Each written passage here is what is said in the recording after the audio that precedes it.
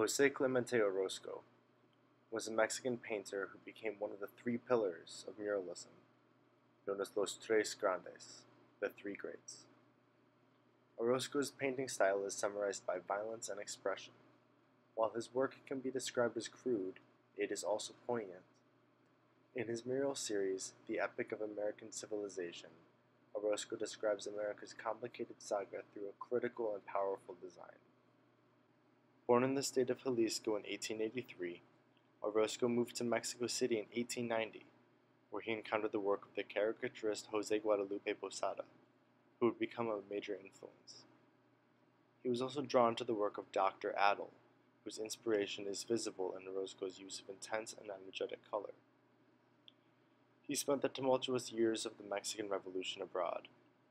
Unlike his compatriots Siqueiros and Rivera, Orozco did not endorse or glorify the revolutionaries, seeing them as part of a cycle in human history that brought only bloodshed. In 1920, he returned from his time abroad to join in the Mexican mural movement. In those early years, he was overshadowed by Diego Rivera, partly due to the weight of his contemporary's personality, and partly due to the inequality of technical proficiency, as Orozco had never taken a tour of Europe as part of his training. There is a visible difference in the style between the two, with Rivera's work being distinguished by his study of the great masters. Orozco's work seems most powerful when he describes the destruction caused at the hands of humanity. His murals at the New School are unique in this aspect, as their theme of human unity and the victory of the working man are uncharacteristically optimistic. The table of universal human brotherhood embodies an idealized social order, a theme which is at odds with Orozco's violent technique and pessimistic view of human history. The New School murals are more similar in tone to the frescoes of Thomas Hart Benton, who also painted murals for the New School in 1930. These scenes, collectively titled America Today, present a country fueled by working men and the delights of modern science. The Dartmouth murals, painted later, express a more cynical view of men and machine. Orozco believed that the struggles and events of history were all part of a single conflict, in which the possibilities of progress vie with the pressing forces of reaction, greed, power, and corruption in a never-ending circular sequence, in which no single construction or narrative can be dominant. He criticized the utopian understanding of national history as interpreted by Rivera, refusing to see history as an optimistic progression, and instead seeing it as a vicious cycle. The mural series for Dartmouth College was Orozco's first attempt at untangling the epic of American history. The panels in the library appear chronologically, but the focus is on the repetition of themes that reinforce Orozco's lack of faith in the nature of mankind. The narrative is split down the two walls of the library, east and west, divided by Cortez and his sword. However, Orozco does not overly glorify the pre-Columbian past. Depicting a violent human sacrifice is one of the first panels. This theme is paralleled later on by the modern human sacrifice, where the dead soldier lies buried beneath medals and a flag, while a statue of a soldier pierces the upper corner.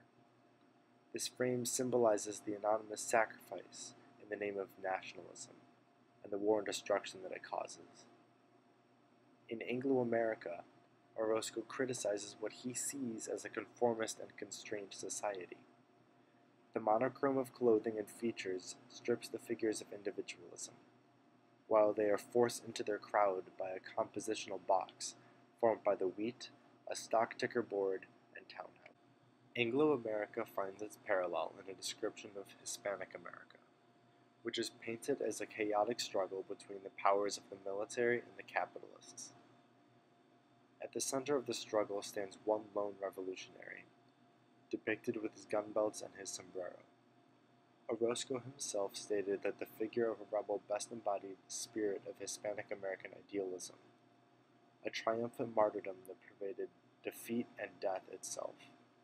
Yet despite the heroism, the reality that is revealed by the artist is that the ideal is betrayed by the man. A general reaches to stab the rebel in the back, showing that there is no place for idealism in this world. The concluding panel is titled Modern Migration of the Spirit. Orozco paints a Christ-like figure who has cut down his own cross and tossed it into a lump of rubble, in which there is visible a figure of Buddha, an Ionic column, and various weapons of war. The figure of Christ is a parallel to the Aztec god Quetzalcoatl, who left with the promise to return. Here, the figure stands before a mountain of rubble, presenting the immensity of uncorrected human sin. The Dartmouth murals perfectly demonstrate Orozco's cynical vision by projecting the corruption of human civilization across time.